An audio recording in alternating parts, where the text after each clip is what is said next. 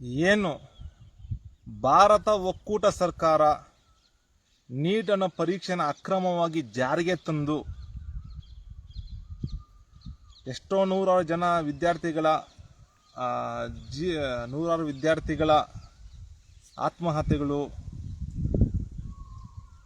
ಲಕ್ಷಾಂತರ ಮಕ್ಕಳ ಭವಿಷ್ಯ ಅತಂತ್ರ ಆಗಿದೆ ಏನು ನೀಟ್ ಅನ್ನೋ ಪರೀಕ್ಷೆ ವ್ಯವಸ್ಥೆಯಿಂದ.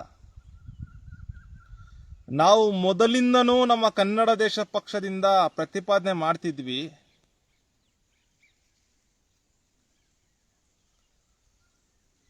ಏನಂತ, ಈ ನೀಟ್ ಅನ್ನೋ ಒಂದು ಅಕ್ರಮ ಪರೀಕ್ಷೆ ಯಾರಿಗೂ ಇದರಿಂದ ಉಪಯೋಗ ಇಲ್ಲ.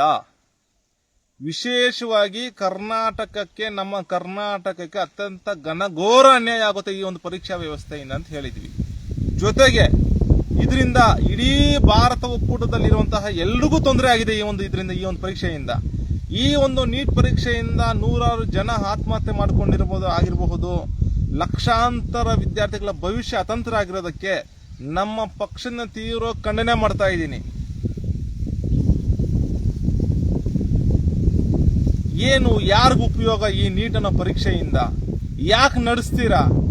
ಈ ಒಂದು ಘಟನೆನ ಇದು ಮಾಡಿಕೊಂಡು ಭಾರತ ಒಕ್ಕೂಟ ಸರ್ಕಾರದ ಪ್ರಧಾನಮಂತ್ರಿಗಳು ರಾಜೀನಾಮೆ ಕೊಡಬೇಕು.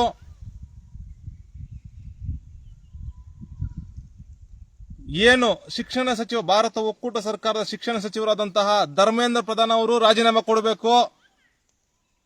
ರಾಜೀನಾಮೆ ಕೊಟ್ಟು ಭಾರತ ಒಕ್ಕೂಟ ವ್ಯವಸ್ಥೆ ಉಳಿಸಬೇಕು. ಜೊತೆಗೆ ಈ ನೀಟ್ ಅನ್ನೋ ಪರೀಕ್ಷೆನ ವ್ಯವಸ್ಥೆನೇ ರದ್ದು ಮಾಡಿ ಶಿಕ್ಷಣ ಬಿಟ್ಬಿಡಿ. ಈ ಶಿಕ್ಷಣ ವ್ಯವಸ್ಥೆ ಮಾಡಿದ್ರೆ ಹಿಂದಿ ಹೇರಿಕೆ ಮಾಡೋದಕ್ಕೆ, ನಮಗೆ ಈ ಹಿಂದಿ ಹೇರಿಕೆ ನಮ್ಗೆ ಬೇಡ. ನಮ್ಮ ಕರ್ನಾಟಕದಲ್ಲಿ ನಮ್ಮ ಕನ್ನಡ ವಿದ್ಯಾರ್ಥಿಗಳೇ ಓದ್ತೀವಿ ಸಾಕು. ಹೊರಗಿನವ್ರು ಬಂದು, ಪರಭಾಷಿಕರು ಬಂದು ಇಲ್ಲಿ ಕರ್ನಾಟಕಕ್ಕೆ ಬಂದು ಓದೋದು ಬೇಡ, ಇದು ಮಾಡೋದು ಬೇಡ. ಇಲ್ಲಿನ ವ್ಯವಸ್ಥೆ ಕನ್ನಡದಲ್ಲೇ ಶಿಕ್ಷಣ ಕೊಡೋ ರೀತಿ ಆಗ್ಲಿ.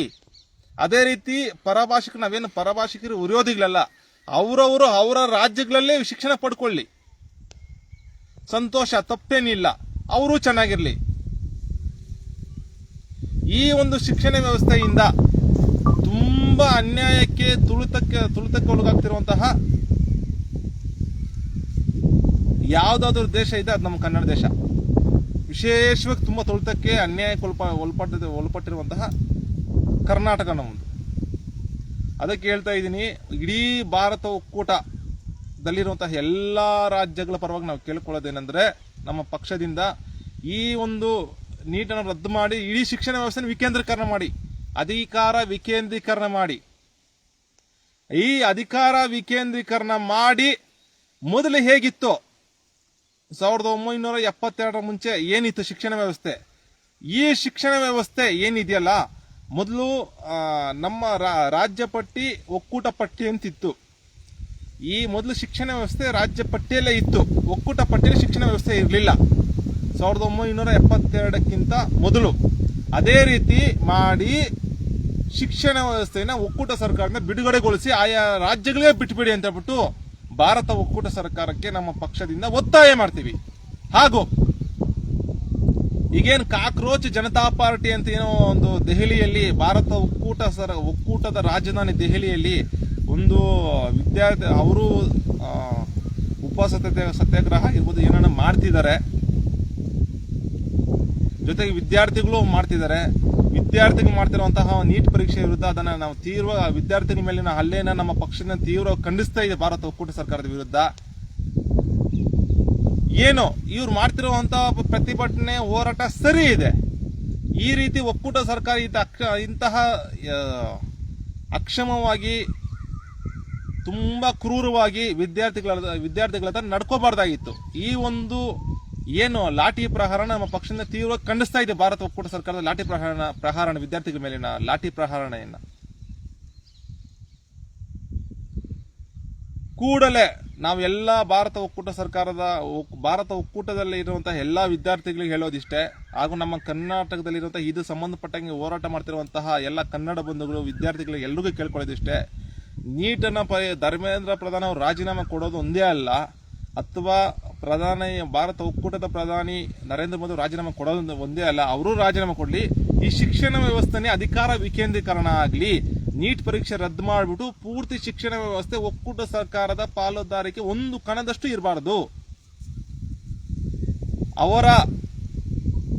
ಅವರು ಶಿಕ್ಷಣ ವ್ಯವಸ್ಥೆಯಲ್ಲಿ ಕೈಯಾಡಿಸುವುದು, ಹಿಂದಿ ಏರಿಕೆ ಮಾಡುವುದು, ಮತ್ತೊಂದು ಮಗದು ಮಾಡೋಕ್ಕೆ ಅವಕಾಶನೇ ಇರಬಾರ್ದು.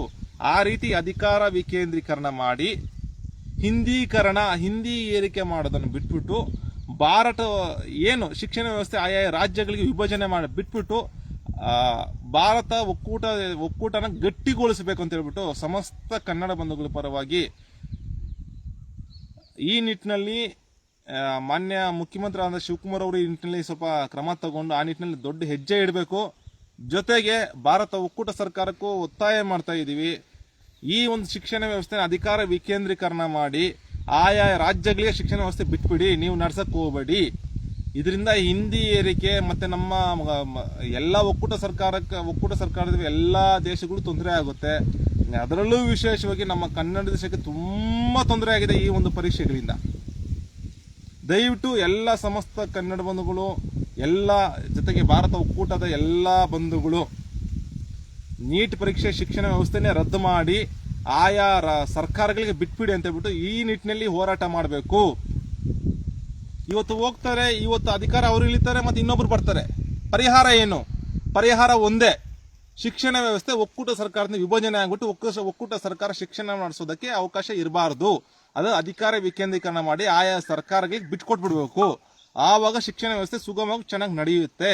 ಆವಾಗ ನಮ್ಮ ಕನ್ನಡ ಧರ್ಮನೂ ಉಳಿತೆ, ಕನ್ನಡ ಬಂಧುಗಳು ಉಳಿತಾರೆ, ಆಗ ಭಾರತ ಒಕ್ಕೂಟದಲ್ಲಿರೋ ಇತರ ಜನರು ಉಳಿತಾರೆ ಅಂತ ಹೇಳ್ಬಿಟ್ಟು ಈ ಒಂದು ಶಿಕ್ಷಣ ರದ್ದು ಮಾಡಿ ಆ ರಾಜ್ಯ ಸರ್ಕಾರ ಆ ಒಂದು ಸರ್ಕಾರಗಳೇ ಬಿಟ್ಕೊಡ್ಬೇಕಂತ ಹೇಳ್ಬಿಟ್ಟು ನಮ್ಮ ಸಮಸ್ತ ಕನ್ನಡ ಬಂಧುಗಳ ಪರವಾಗಿ ಭಾರತ ಒಕ್ಕೂಟ ಸರ್ಕಾರಕ್ಕೆ ನಮ್ಮ ಪಕ್ಷದಿಂದ ಒತ್ತಾಯ ಮಾಡ್ತಾ ಇದ್ದೀವಿ.